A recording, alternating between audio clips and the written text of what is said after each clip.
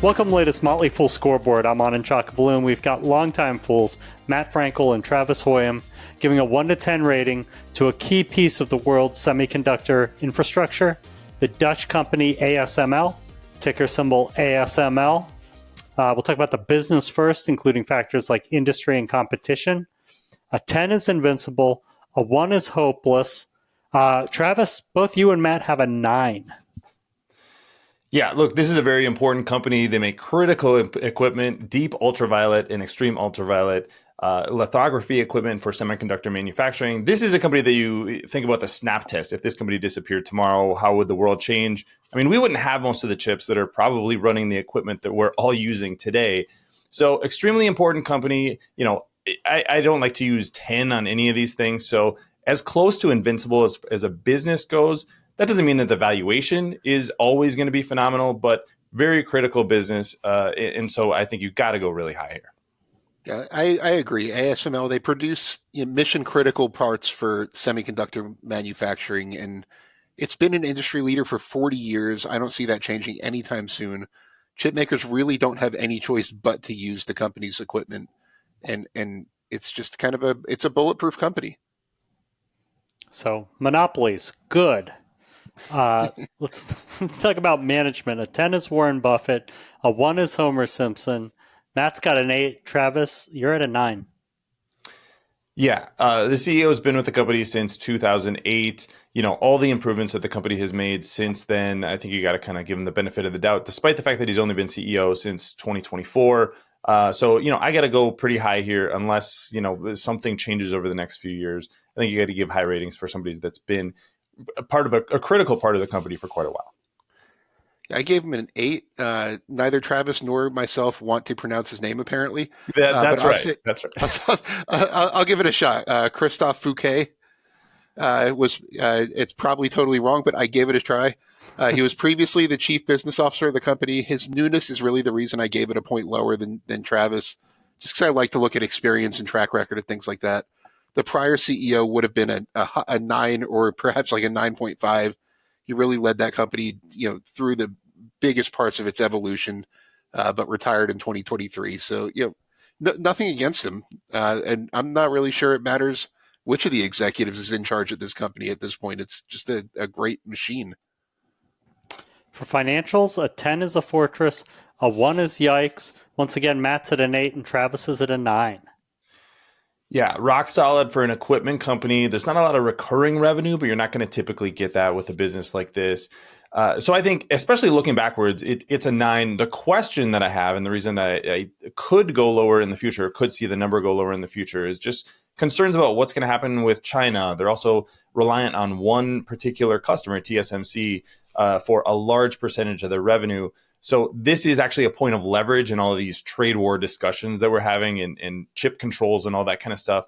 That's potentially a concern, but it also shows how valuable the company is. So I've got to go really high with the caveat that it's very possible that this number goes lower over the next few years, depending on what happens with the geopolitical context.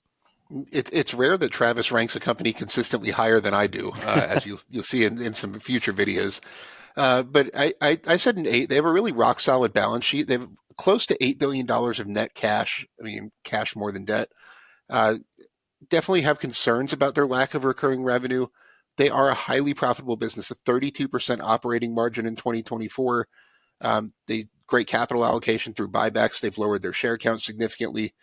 Financially, there's a lot to like here. Yeah, it's rare to see Travis being this high on an incumbent. We'll see if that flows through in the valuation. Matt, let's start with you.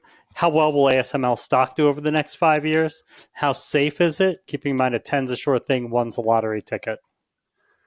I said a 5 to 10% annualized return over the next 5 years with a safety score of 7. I do think it's going to be a slow and steady grower for some time.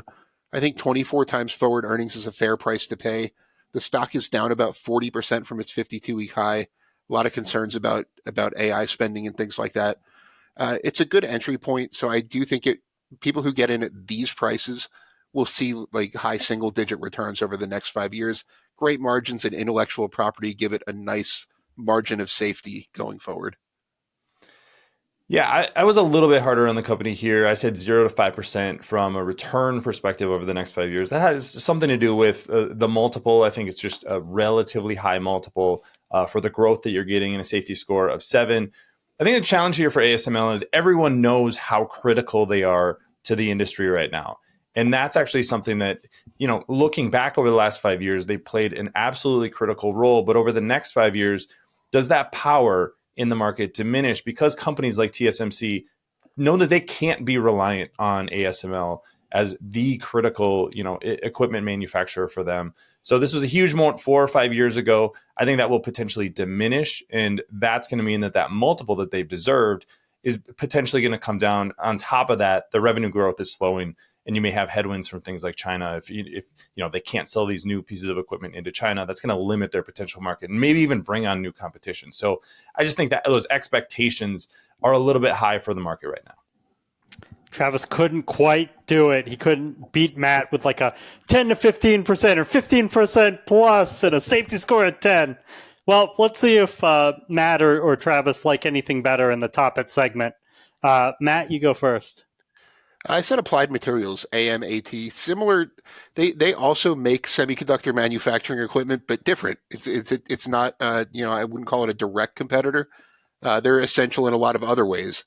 So I'm just more of a fan of their leadership team right now and things like that. Let's go with the company that ASML needs to operate as a business. That's TSMC. TSMC is going to be the company if they're growing. ASML is going to be growing. Applied Materials is going to be growing. So they're kind of the linchpin in all of this. So I think that's really the top player in the market right now. Thank you to Travis and thank you to Matt. They've given ASML a strong overall score of 7.4 out of 10, knocking the cover off the ball in the fundamentals, but with more muted returns expectations. Look out for a new scoreboard every market day at 7 p.m. Eastern. Next up is Carnival. Till then, Fool on.